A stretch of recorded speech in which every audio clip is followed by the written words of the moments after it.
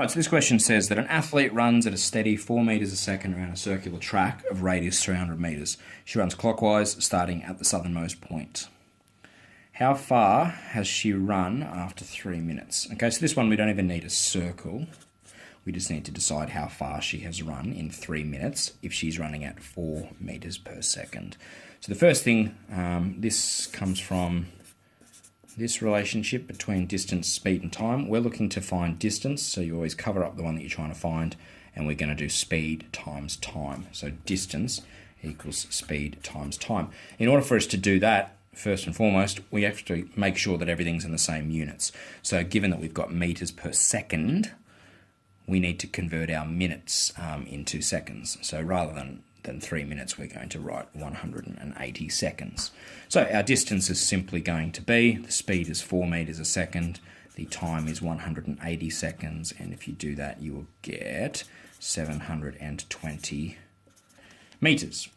All right, now this is where it's going to require a diagram. So I'll draw this one nice and big. So she starts at the southernmost point, which is here on the circle.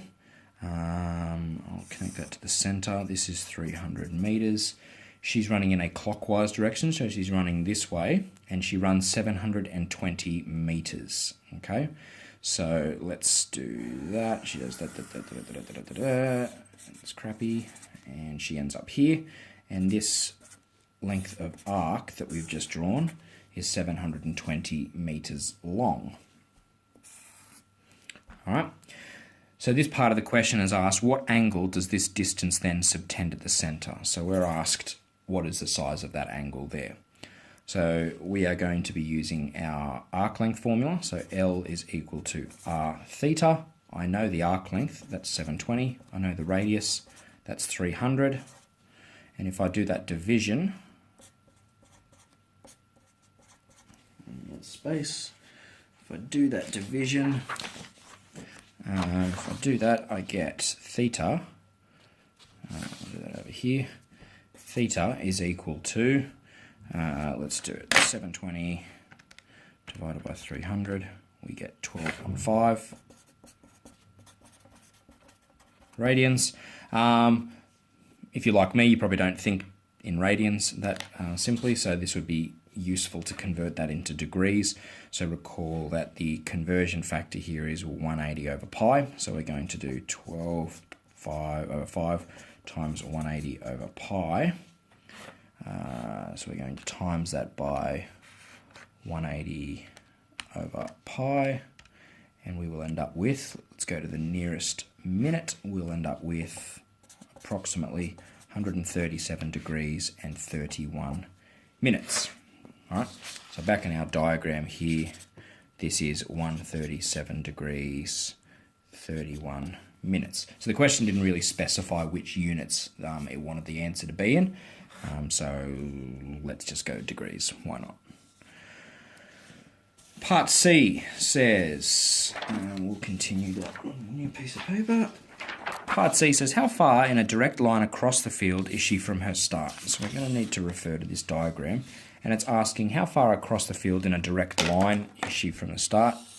So that's this red line here. We need to know how long that is.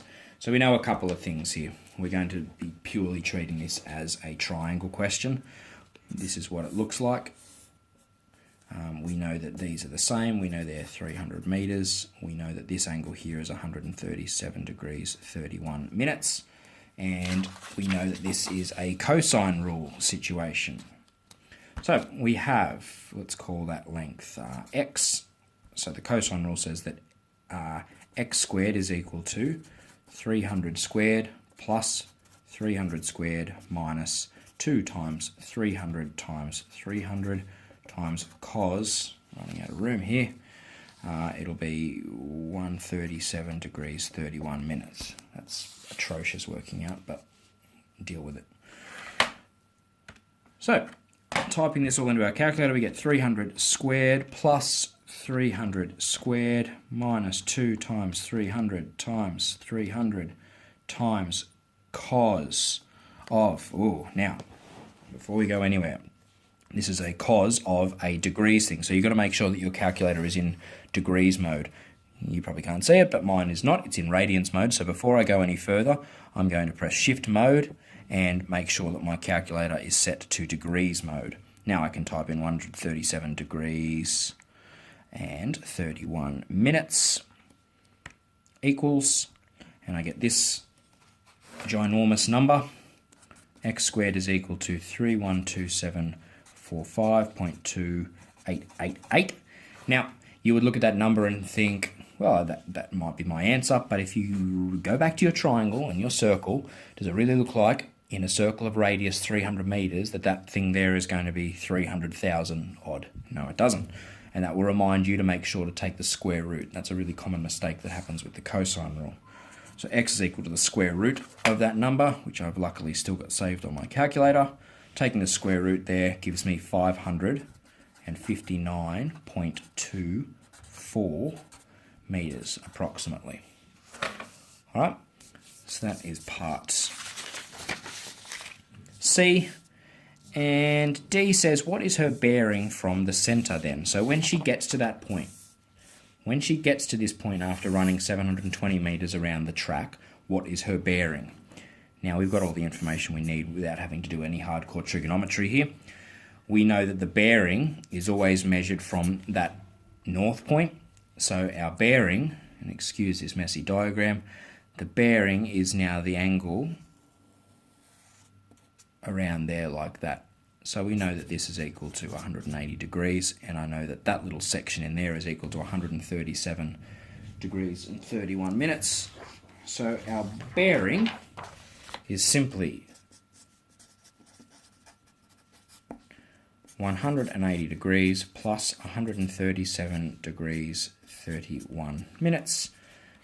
Type that in. 180 plus 137 is 317 degrees and 31 minutes.